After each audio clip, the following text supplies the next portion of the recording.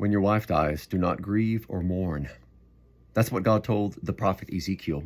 The delight of his eyes, his wife, was to be taken from him, and he was to refrain from the typical Israelite expressions of grief.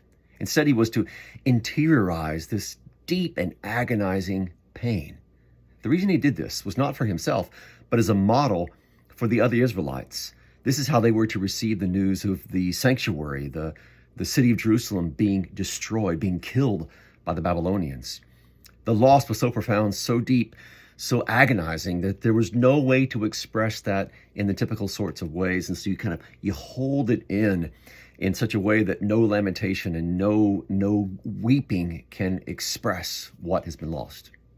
Now, I want you to take that and contrast it with how we receive the news of the destruction of another temple, the temple of Christ's body, which is what he said his body is, the temple of God.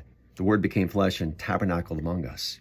And his body was destroyed on the cross when he was put to death. Now, how do you receive that news? Well, you receive it, first of all, with grief, because he was crucified for our sins. Our sins put him on the tree. But we also receive it with joy, because we know that he was crucified for our forgiveness. And we know that his body did not stay dead, but he walked out of the tomb alive again in order that we might have life in his name.